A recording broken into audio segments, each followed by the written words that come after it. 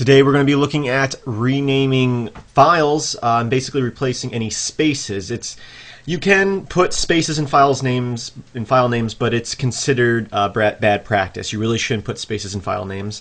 But sometimes people do that, and you download files or whatever, and they have spaces, and you want to quickly just replace all the spaces with an underscore. So that's what we're going to work with today. I have a folder here. I'll list out the files in it, and you can see I've got 4 files here, all with spaces in the names. And we just want to replace those spaces.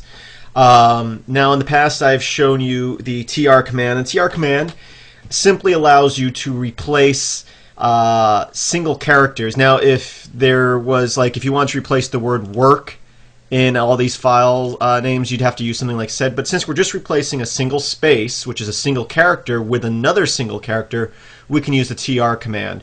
So what we're going to do is we're going to use the for command. So for I is our variable, in, and we'll put an asterisk. So it's going to loop, and in this for loop it's going to run through each file in the current directory. We'll do a semicolon there. What's it going to do? For right now we'll just say echo $I inside quotations, and then semicolon, done. So for every file in this directory, echo the name, and then loop it. So there we go. So there we are. We have our files there, and we have our temp, which is a folder I just created.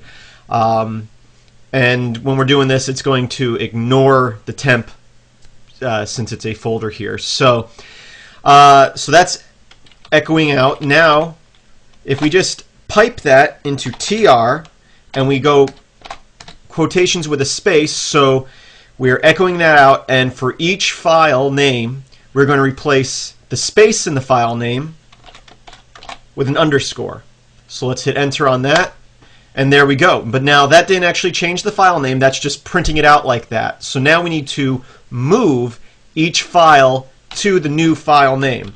So same command, but we're going to say mv for move, which is basically the same as renaming, and we're going to say $I inside quotations. You have to use quotations here because there's spaces in the name. If there weren't spaces in the file name, then you wouldn't need the quotations, but once again, it's good practice to put these sort of things inside quotations just in case. Now we're going to use a backtick, which is the character on the top row of your keyboard. It looks like a single quote. It's next to the one on the top row, the number row of your keyboard. It's not a single quote, it's a backtick. And we're going to put that around this portion. And what that's saying is run this as a command and put the output in that section. So what we're doing is we're going to move the file to that file name, but replacing the spaces with underscores. So that should be our entire command. We'll hit enter here. It gives us one error for the folder, which is fine because we don't want to rename the folder in this case. It's saying you can't move it because it is a folder, blah, blah, blah.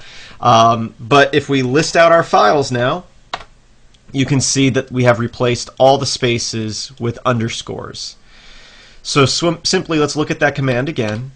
We're doing a for loop, and it's saying for, and we're going to create a variable called I, and we're going to do in, and in this case we're doing an asterisk, which is every file in this directory. If you want to do just JPEGs, you can do asterisk.jpg or MP3 or whatever the files are, but if you want all the files in the current directory, you just do an asterisk there. So for every file in this folder, what are we going to do? We're going to move that file to a new file, and we're going to call it that file, but we're replacing all the spaces with an underscore. And then done just means that's the end of the loop. So I hope you find this tutorial useful. I hope you visit filmsbychris.com for more video tutorials like this. Have a great day.